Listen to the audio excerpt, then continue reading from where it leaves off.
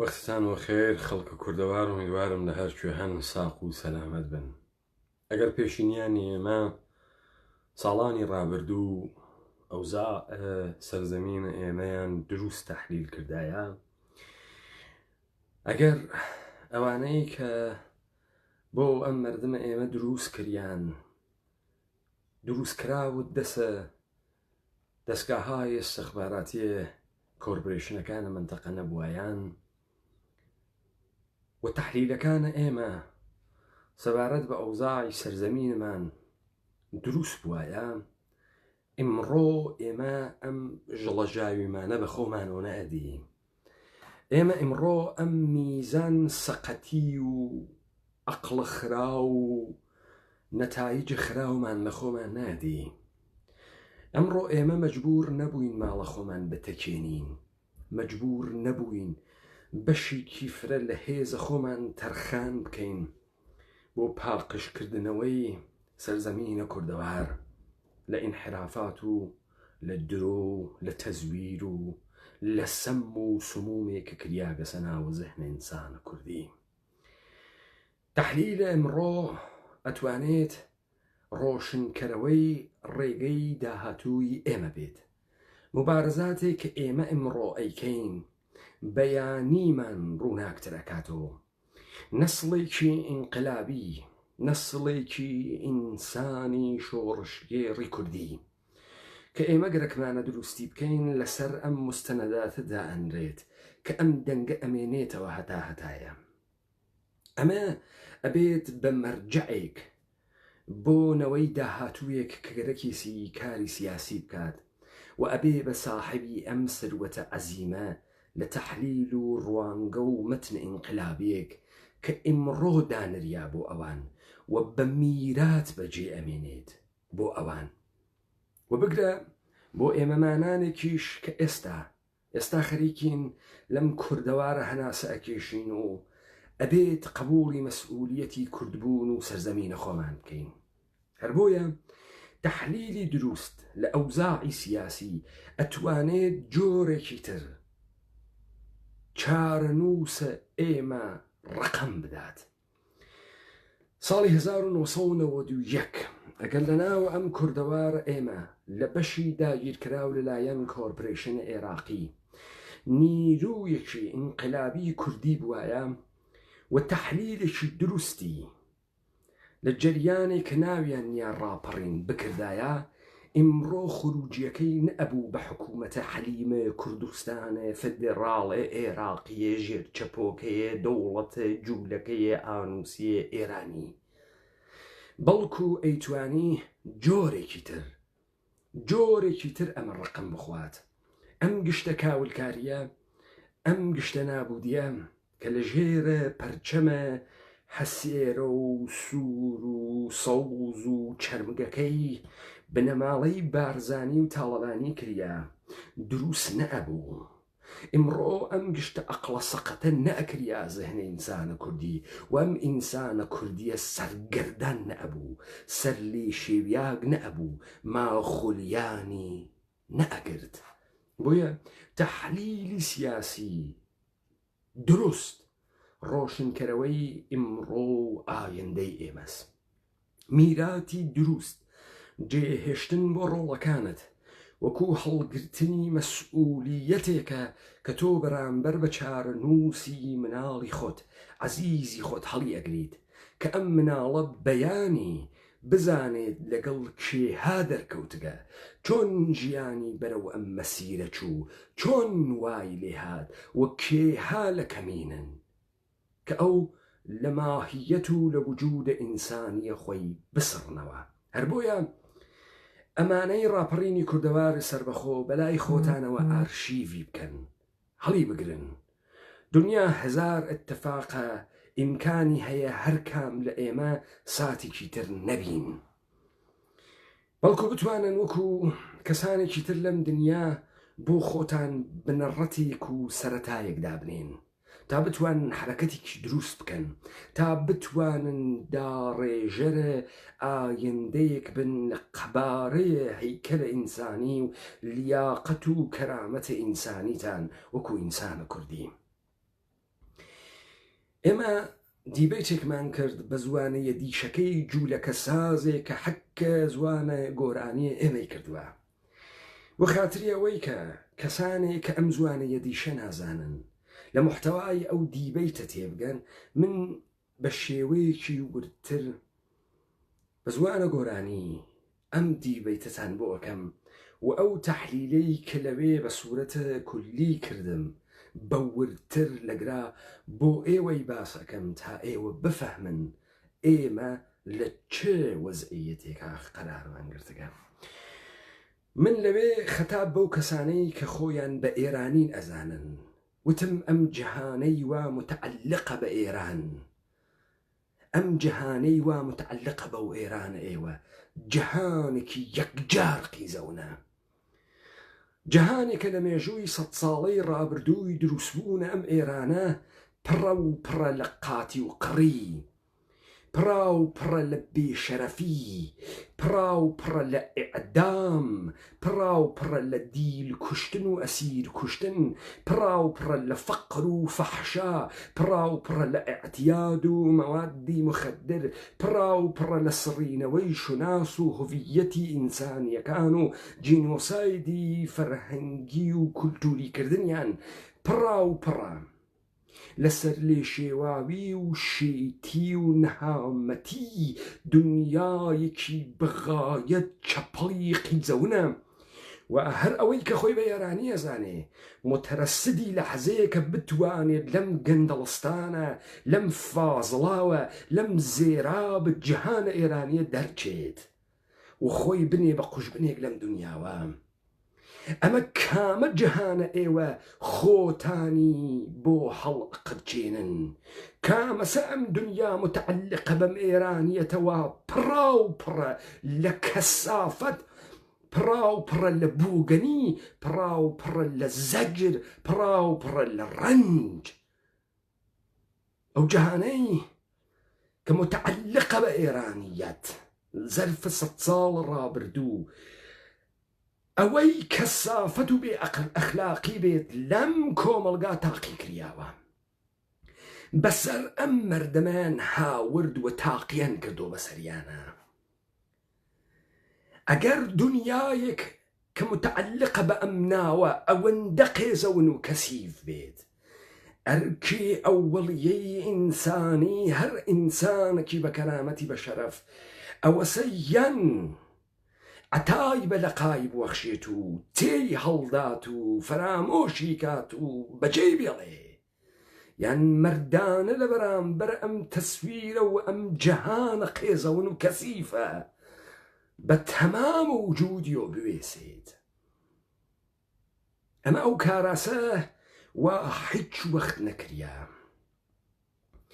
من لە پێشیتری دیبەیتەکەی ئەمڕۆوە سەنەدێکم دانیا. چەند مانگە پێش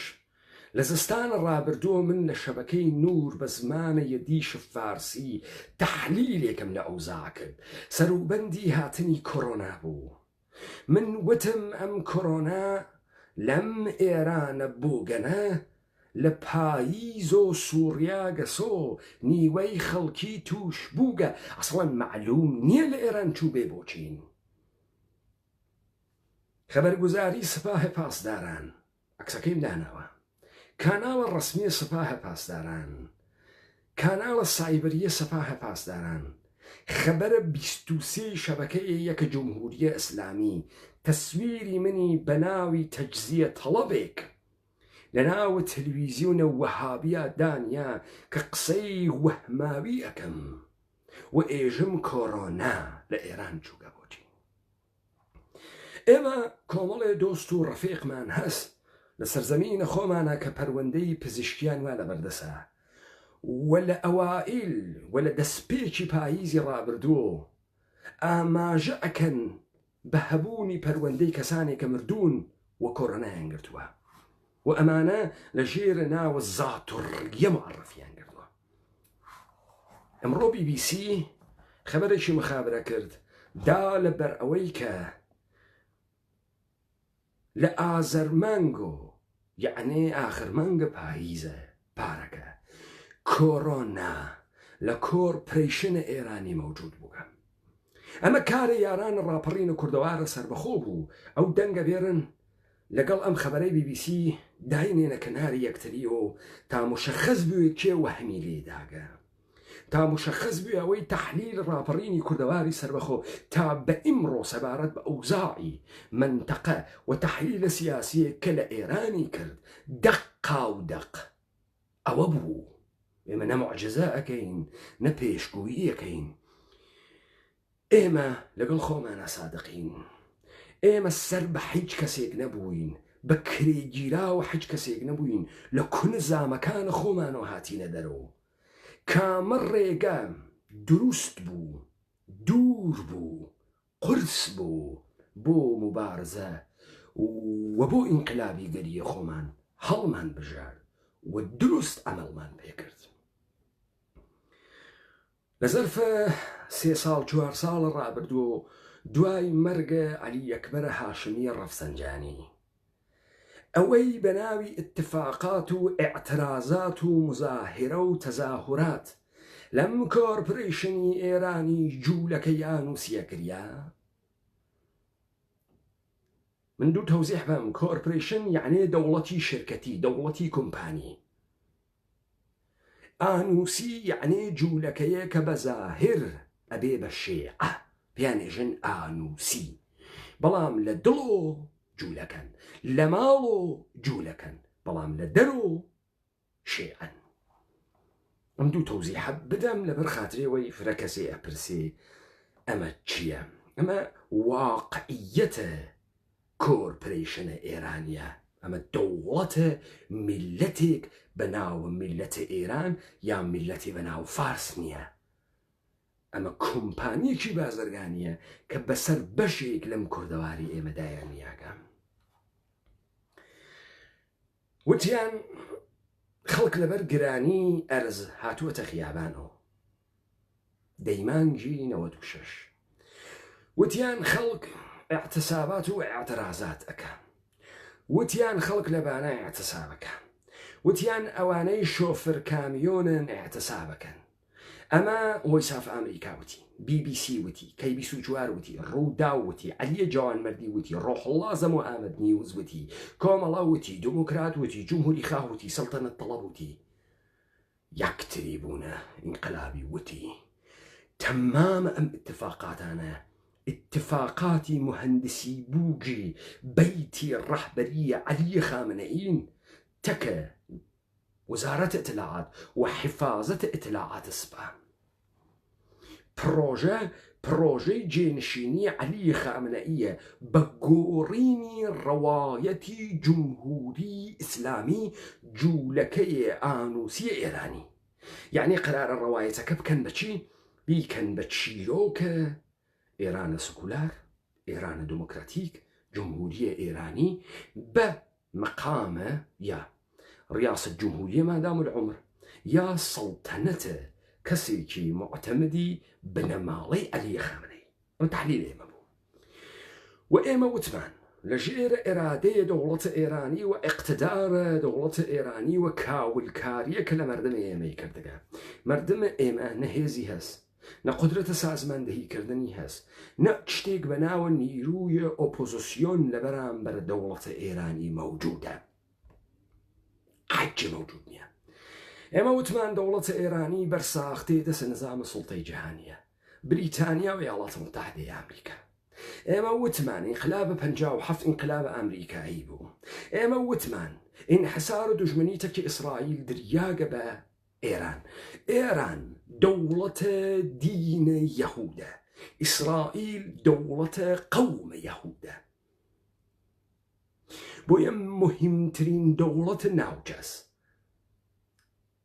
و ئەمە ئیاڵەتە متحدەی ئەمریکا و یەهودی جیهانی وا لە پشتیە و ئەوانن ئیدارەی ئەکەن و ئەمە فازی جۆرا و جۆری هەست. ڕاپەڕینە کوردەوارە سەربەخۆ لە یەکلا تەمامە ئەمانەی ناوم بردن لە یەکلا.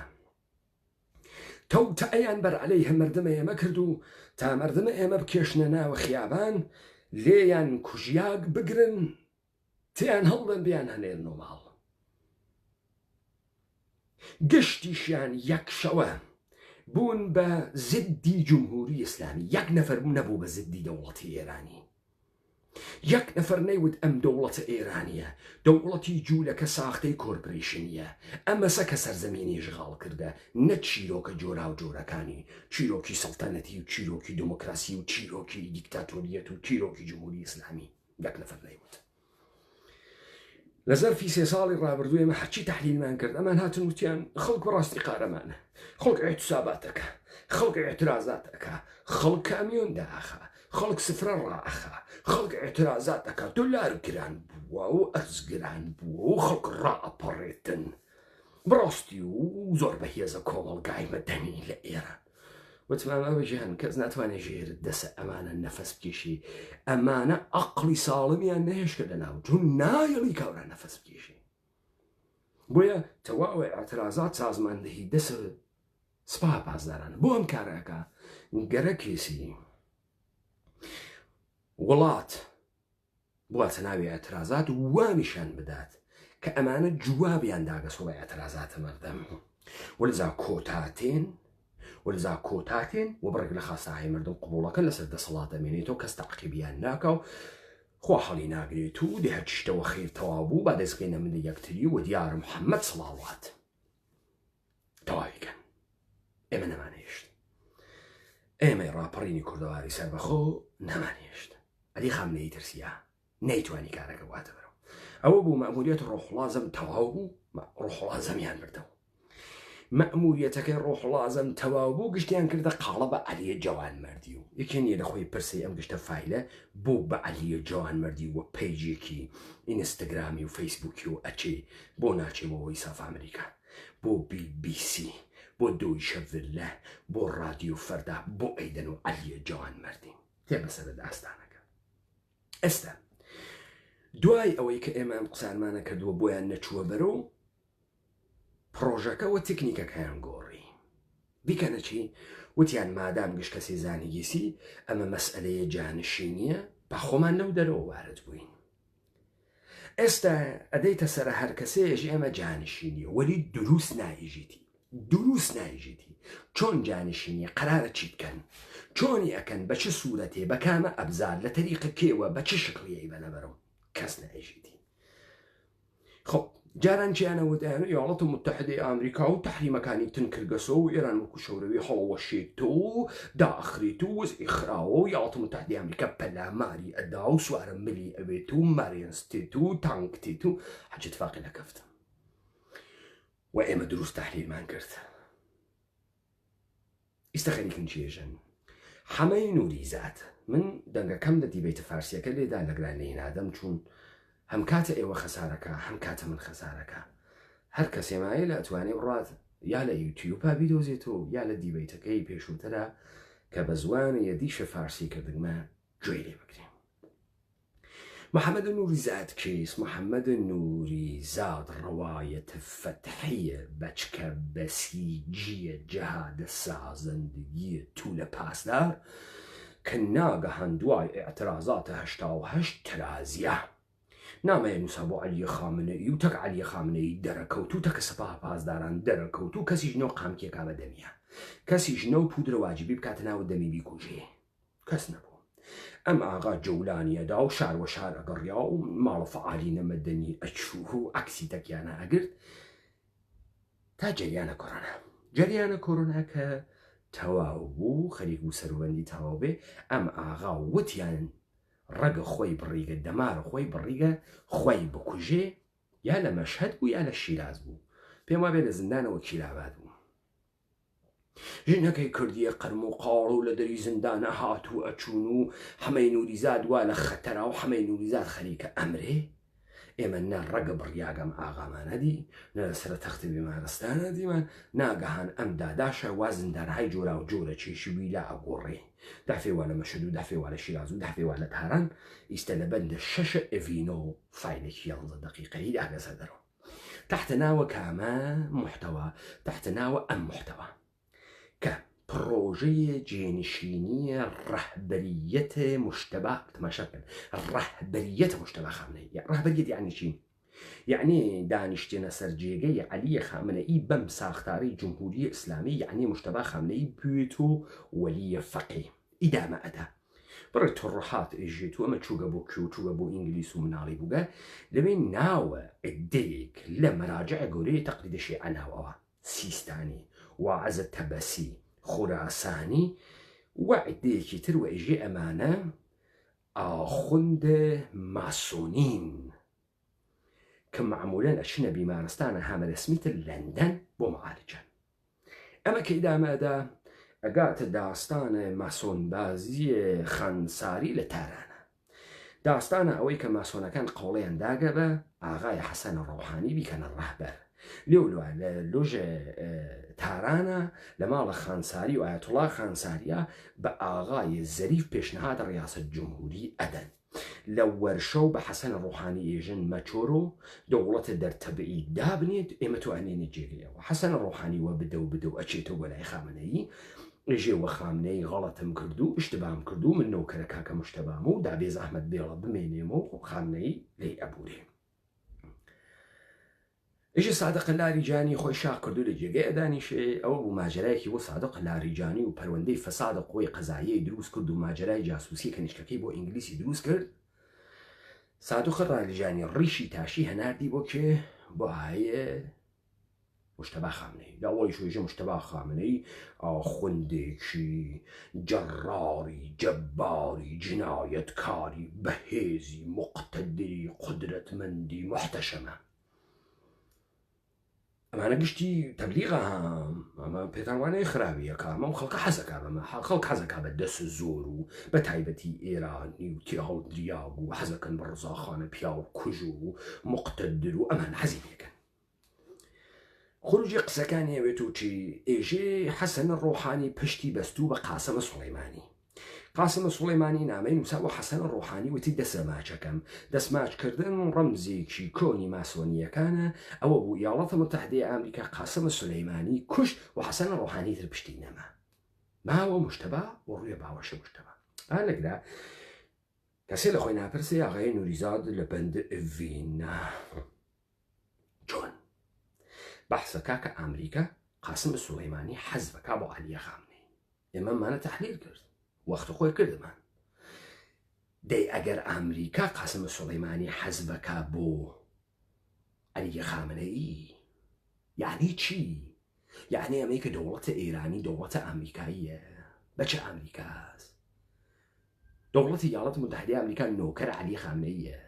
دەستورات عەلی خامنەیە واتە بەرەو ئەمانەت با بمێنێم نوریزادە کەیس ئەم ئاغای نوریزادە معتەمەدە ئۆپۆزیسیۆنە ئێرانی و کۆمەڵ و دموکرات و ئەم تێ هەڵدریاگانە و وەتری بوویان پێدا ئەمما ئەم ئاغا چی نایژی؟ ئەم ئاغا ئێژێت لە جەریان پرۆژەی جانشینیە ڕەهبەریەتە مجتەبی خامنەئی ڕقیبە کە لە ڕقە ئەم ئاغا هاشمیە ڕەفسنجانی بوو درۆکە ئەلەکبەرە هاشمیە ڕەفسنجانی ئەتوانێت ڕقیبە سیاسی بێ ئەمما بۆ مەقام ڕەهبەریەتی جمهوری ئیسلامی ئەمە مەراجع تەقلید شیعەن کە ڕقیبن نەئەکبەر هاشمیە ڕەفسنجانی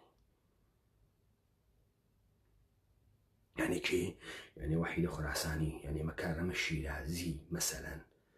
يعني تبسي يعني اواني كمراجع تقليدا يعني سيستاني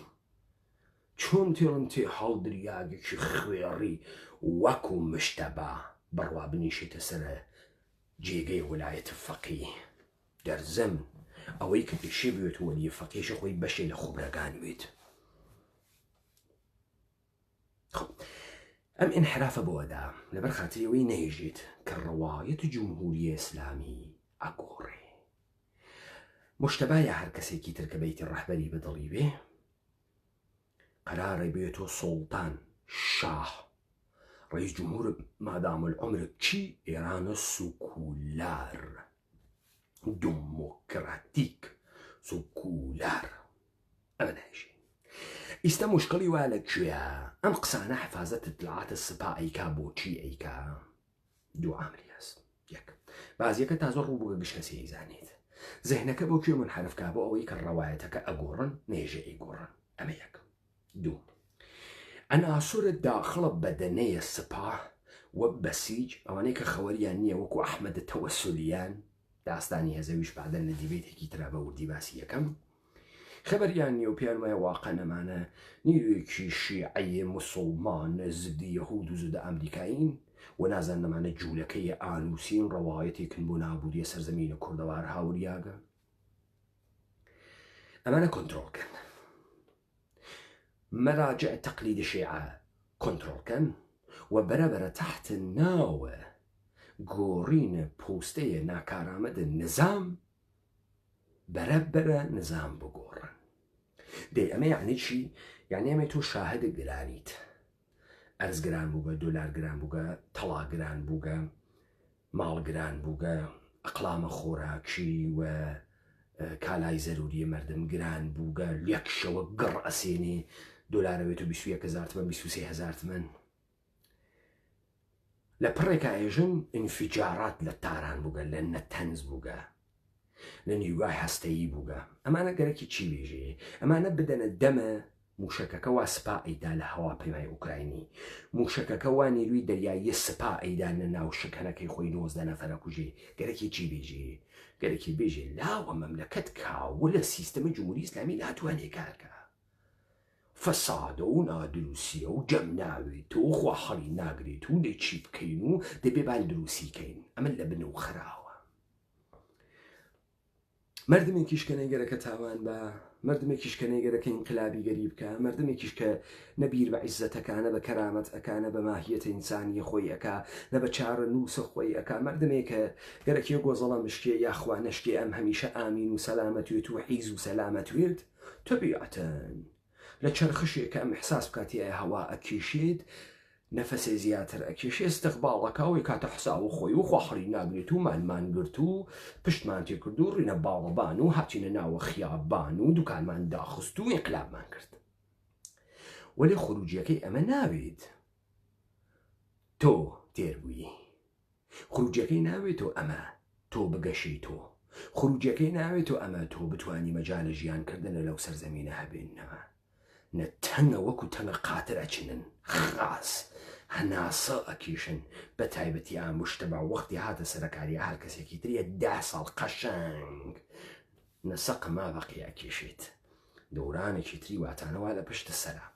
ڕاپەڕین بۆ تێدەم تەحلیلانەکە لەبەرەوەی ئێوە ئاگادار بن ئێمە بەرمانگرت بە پرۆژەکەیان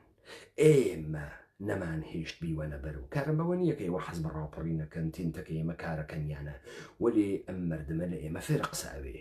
قسەیە کەوتە زارێ ئەکەوێتە شارێ لەزا مردم هاواهنگی ناکە لەگەڵە پرۆژەکانە بۆیە تۆ ئەوێنی دەوڵەت لە هەر کێوێ گیر ئەکا بەجێ ئەوەی بڕاتە سۆراغە توودەیە مردم کە بۆی متشەکل ناوێ لە ڕێگەی جامعەی مەدەنیوە لە ڕێگەی سنفەکان و تێتە بەرەوە سنف دوکاندار سنف کامیۆندار سنف کارگەر یا جامعەی مەدەنی توودەی مردم نایێتە دەرەوە توودەی مردم ناکەوێتە شوێنی نایکات ئیستا ئەمانە گەرەکیانە ئەمانە جێبەجێ بکەن تۆ لەگرا ماجەرایەکی تر ئەوێنیت ماجەرای تر چییە؟ دۆناڵد ترامپ لە جەریانە جۆرج فلۆیدا شکستی سەنگینی خواردگە هەر لەو سەروبەندەوە شکستە دۆناڵد ترامپ بوو ناگەهان گرەوگانە ئەمریکایەکان جمهوری ئیسلامی بەریدان ئیستا 25 جەریانە قەراردادە 25 ساڵەیە 400 میلیارد دۆلاریە چین و ئێران فویتیەکەن زلیەکەن لە واقعیشا چین ناتوانێت بەرمیلێنەوە دەیێران بسێنی تحریمەم 400 میلیاردیە چۆن جێبەجێەکەن و تیرینی و ئەیوان ئەمە بابمێنی بۆ ئەم کارەکە لەبەر ئەوەی دەوڵەتە ئێرانی ئیستا بەهانای ترامپ بچیت و بێژێت کاکە خواحڕی ناگرێ و ئیشی مبارزەکەین و مزاکرەکەین و ناوێ بوێسین تا وەختی انتخابات تەکلیفی مشەخەسەوێ فرەوە زەمان خراوە دۆلار گران بووگە و خەڵک مەعیشەتی نییە و نانیە و براڕۆ و وەزفرە خراوە ئەوە چینیش لەبەر پێی کاخەسفیدا سەرەوەڕن ئەمە گشتێوێت و امتیازات و خەڵکی یاڵتە متحدەی ئەمریکایژی و لا و خواحڕی ناگری و دیتان ترامپ چی کرد و ئێران وەخت و چین بیخوات و لە دەستە چین هاوردیە دەرەوە هاتە جێرە ڕکیفە ئێمە و کەرمانە و ئەمە داستان و بازیەکەکەیکەن بۆ ئێوە ئەم شتانە نابیسین ئیستا ئێوەشتێک بفەهمن تەلەڤیزیۆن کە تەماشا ئەکەن کەسافەتەکەنە ناو زەهنتان ڕوودا و کەی 24 NRT وۆیس ئۆف ئەمریکا BBC جێم TV تەمام ئەم تەلەڤیزیۆنانە کە تەماشایەکەن قوزەڵ قۆڕ دەکاتە ناو زەهنتان مەسمومتان ئەکا ئێوە نافەهمن لە کارتانەخا ئەتان خەسێنێت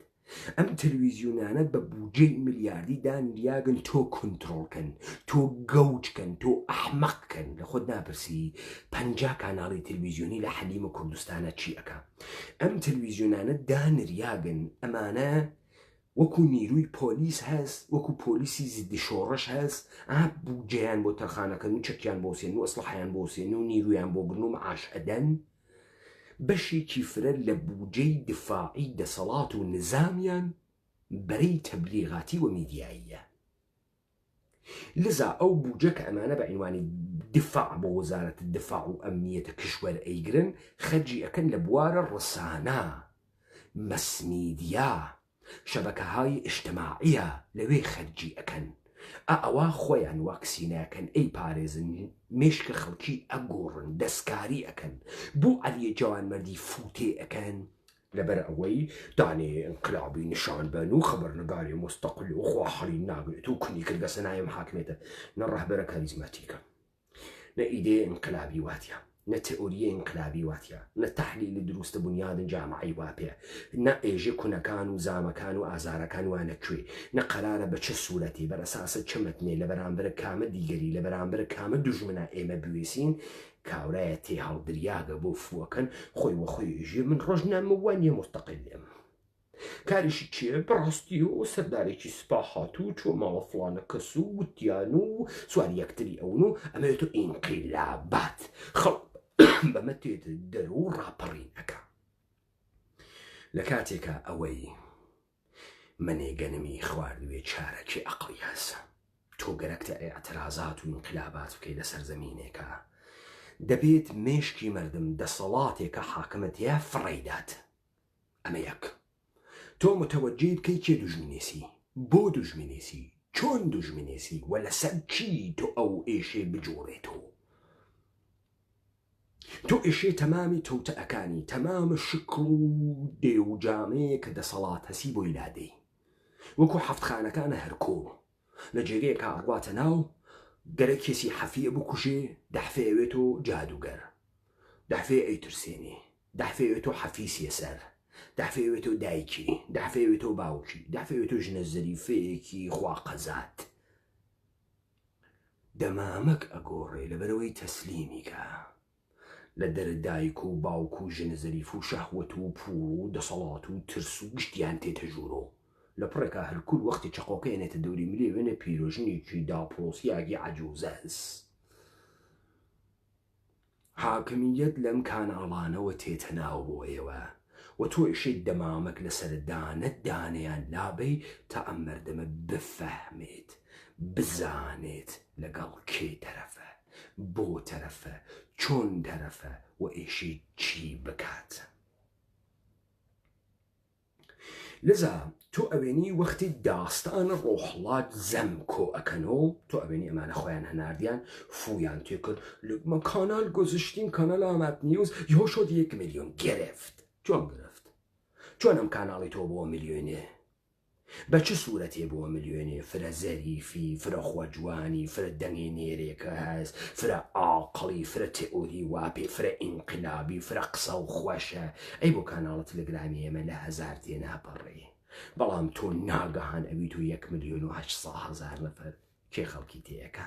کێ بەرەی تەبلیغی بۆکە کێ زلی ئەکا خوات معجزات ئەکەی معجزات معجزەی یەک و معجزەی دوو لە براکانە کارامازۆفە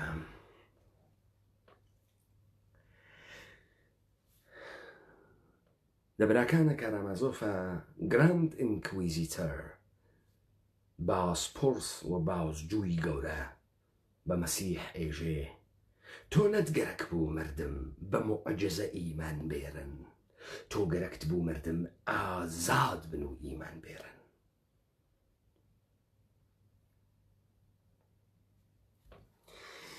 معجزە چییە؟ معجزە و شتە سەوا مردم نایزانێت و تۆ بۆ ڕوەکە مەسڵەن توێ ئێژی ئمڕۆ خەوەرم هەست لە بەیتە ڕاهبەریە عەلیە خامنەئی جێرسگارەکەی هەڵگرت دایوە سەری مشتەبا خامنەیە ئەو ئەمە معجزە و خەڵقەتی پێکەوت خوا و ئەمەکەی و بەش بشێوە و چنە ڕووکە و نەخونە ڕووتە و چنە ڕووکە ناخونە ڕووتە ئەمە معجزەس ئیمانێ لە پشتە ئەم معجزە بێت توورێ نایری تو ئیشێ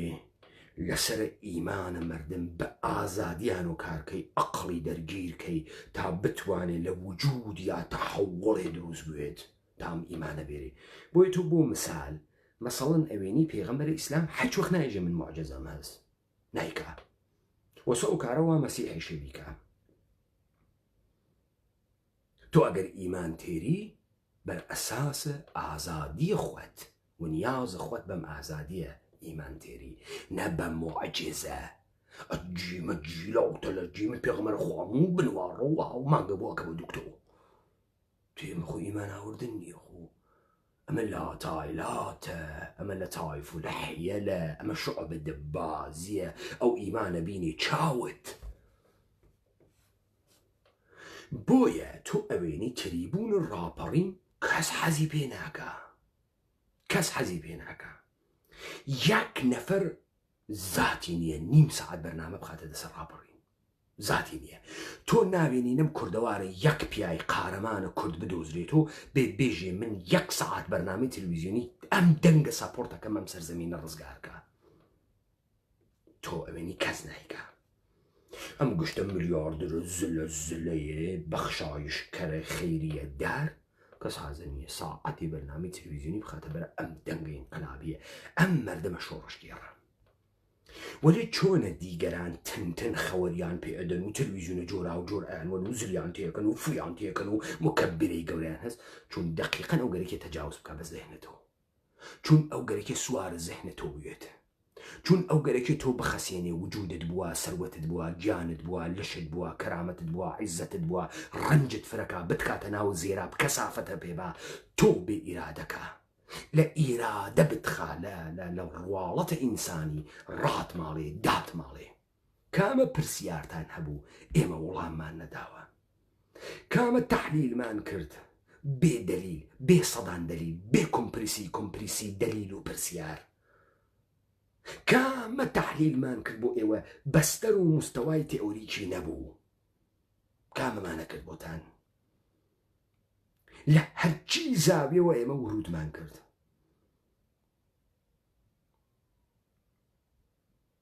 ئێستایش با بزانن دەوڵەتە ئێرانی جوولەکەی ئانووسی گەرەکێ بیگۆڕێت با بزانن میلەتی ئاگا میلەتی بە ئیمان میلەتی قارەمان چۆک دانەدا ئەتوانێت گەورەترین تەحەوڵ لەم دنیا دروستکە بە شەرتێ ئیرادە بکا کە بیگۆڕێت بە شەرتێ لەگەڵ نەفسانیاتە خۆیان درۆ نەکا بە شەرتێ لە ناوت درۆوە نەژیت بە شەرتێ تۆزێ وجود و کەرامەتی ئینسانی بوێت ئەنا ئێمە ئەتوانین گەورەترین زەربە لەمانە بین بۆ ئەمانن لە ئێمە وەکو سەگ ئەترسن بۆ ناوێنن بە خاس و خراو ناومان بوون ئەترسن لێمان لەبەر خاتری ئێوەی وە ئێمە وەکو ئیپیدیمین وەکو کۆڕۆناین وەکو تاعونە ڕەشین بۆ دەسەڵات ئەگەر بەڵاوەمان پێ بکات و تازە کۆ ناوێت و حەقیقیترین ئینقلابیترین نیرویە سەردەمە جیهانە ئیمڕۆیی بێ هەڵمان سەنگێنن بە کامە ڕەوت وە جەریان ئێوە لەم جیهانە لە ئەمریکا لە ئەمریکای لاتین لە ئەوروپا لەکوێ ئەم دنیا جەریانێکتان پێناسە ئەکرێ بێرنی لە بەرامبەری مەتنی ئینقلابی ڕاپەڕی ناداینین تا ئێمە بە ئێوەی سابت کەین ئینقلابی ترین جەریانی ئینقلابی دنیا ئەم ڕاپەڕینی کوردەواری سەربەخۆسە کە ئینقلابی ترین مەتنی هابەدەسەوە ئاخرین مێتۆدی شۆڕشی هابەدەسەوە وە لە دڵە جیهانە کوردی و هاتکە سەدەرەوە وە لەوێ هاوردگمانە سەدەرەوە ئەمانە هەدیەتێکن لەلایەنە ئێمەوە بۆ جیلە داهاتوویە ئەم کوردەوارە بە میراتی جێتێڵین بۆیان و دوژمنان بزانن لە بەرامبەری ئەم کەلامە حەقیقەتە ناتوان مقاومەتکەن. بۆ لە خۆتان ناپرسن ڕۆحڵڵای زەم بە ئیعتراف خۆی ئێژێ سپای پاسداران لە عێراق منی ڕفاندگە وەلی چۆن مەسعود بارزانی وا لە ژیرە دەوڵەتە عێراق وا بە پەرچەمەکەی لا ئیلاها ئیلا الله الله ئەکبەری دەوڵەت فدراڵە عێراقی زرێ پۆشتێت بۆ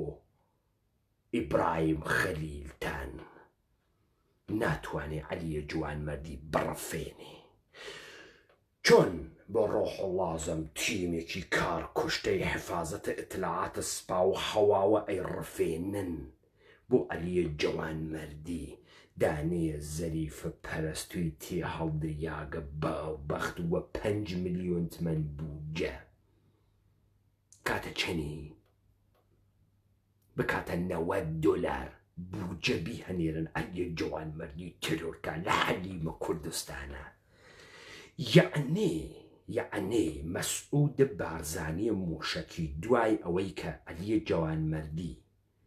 میزی کرد بە پەرچەمەکە و دەسەڵاتەکەیە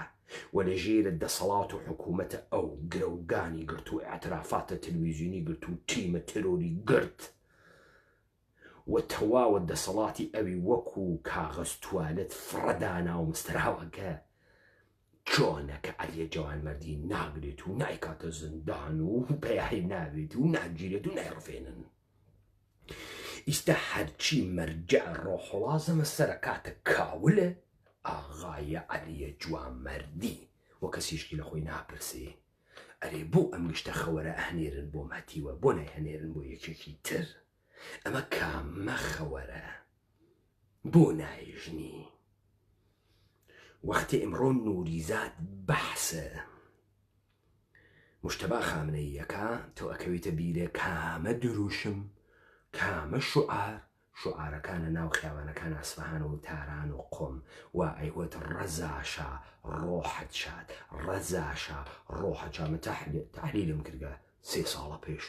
وتم خۆ مەجلست تەرحیم نییە خۆ پرسە نییە خۆ سەرقەبران نییە پەر سەقفاتە هەدادەی ڕەزاشە ڕۆحت شاد تۆ ئێژی مەرگ بەر عەلیە خامنەیی بێژە زندە بات کێ ئالتەرناتیڤ کێس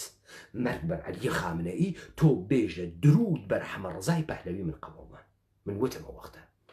وەلی تۆ نەدی یەک نەفەر یەک دروشمی وابە لە پڕێک و هەیکە لە ڕزاشا و جنازەکەی کەوتە دەرە و کردیانە قەڵمقاڵ. ئەو تەسویرە لە مشتەبا ئەیدەن ئەو تەسویرە لە ڕزاخانتاندی یەکێکە کاورایە ئەحمەق بێسەوات تێ هەڵدریا خوێڕی جمێن فرۆش پیا کوژ ولی میاد این ایران بزرگ میکنه. ئەو هاتوو تەراخۆمی لە ئێران بردو ئەو مرواری بردو تاعونی بردو برسێتی بردو ناسنامەی داوە مردم و هات ئێرانی دروست کرد. مەدرسەی دروست کرد و دانشگای دروست کرد و بیمارستانی دروست کرد و فەرهەنگسەرایی دروست کرد و تەرجمەی دروست کرد و کتێبی هاورد و کتێبخانەی دروست کرد کێ ڕەزاخانە پاڵانی. ئیستا ئامشتەباتی چیەکە ئێرانێکی کاولی فاسدی وێرانی برسی نابوود تەحویلەگری و ڕووسەری لاوە و منیژوو بەکاتە پای مردم و ئەرەق و شەراب و مەشروب و ئەمانە ئازاد دەکا و لەش فرۆشخانە و سکسەناوە خیابان ئازاد دەکات و ئیجازەدا تەحەسوب بێت و خۆشی ئەربابە و لەو سەرە دانیشتگە و ڕێیس جمهورە مادام العومرە و تۆ پارلەمان تشکیل بیت و حیزب خوێڕی بێنیت و دای بنیت و کانتۆن بازی بکەیت و ئەمە هەمان تەسویرە. ئاوا تەحلیلە سیاسیەکەن ئەوە پڕۆژەی مشتی جوولەکەی تێ هەڵدریاگ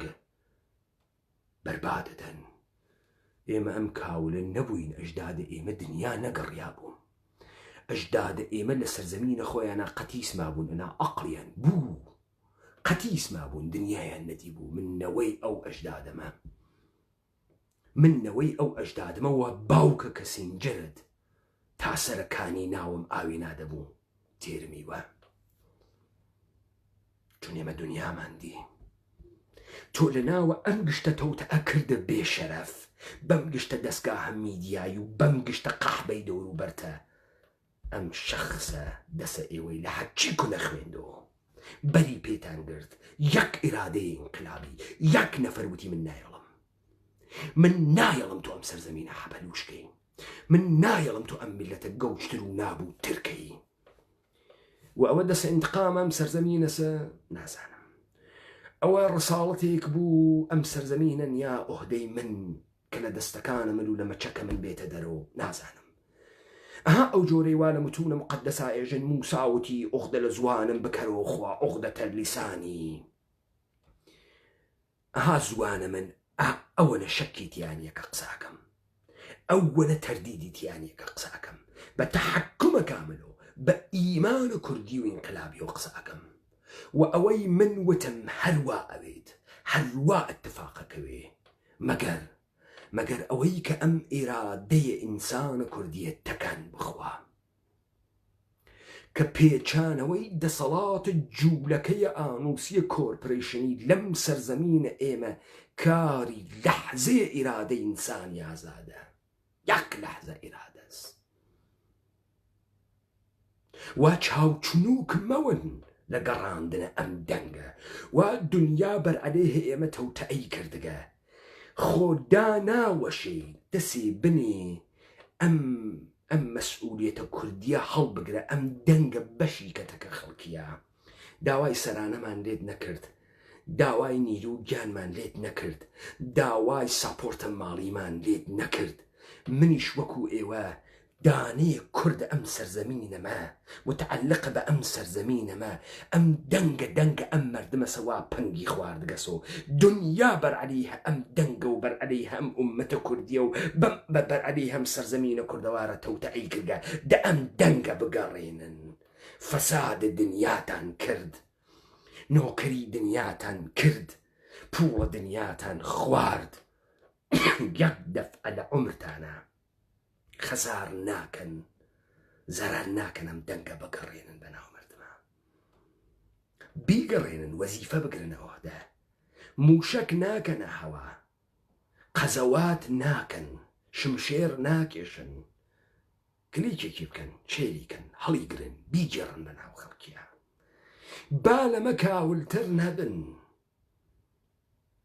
ئەی بە لەم سەرزەمینە هەر من کورد بم، ئەی بە لەم سەرزەمینە هەر من تێکەڵاو یەم خاکە بوو بووم، ئەی بە لەم سەرزەمینە من بە تەنها مەشخەڵێ بگرمە دەسەوە ئێوە گشتتان لە دوورۆ بنوارن و خۆتان بکەنە غەریبە، ئەم دەنگە ئەمێنێتەوە بۆ تاریخ، ئەم دەنگە لەبەی ناچێ بۆ تاریخ و ئێوە لە دادگای وجدانە خۆتانە محاکمە ئەکرێن حتا بۆ ژێستیش بووگە و بیری بێرنۆم سەرزەمینە ئێمە جوامێری تیا بوو و بیری بێرن و جوامێری معنای هەبوو، گەورەیی و پاڵەوانی و حەماسە معنای هەبوو، مێرخاس بوون معنای هەبوو، کورد بوون معنای هەبوو و بیری بێرنەوە خۆ هەنووز کە هەنووزە لە ناوی کەلامتانە وەکو شتێکی دووری کۆنی زوو باسی ئەەکەن،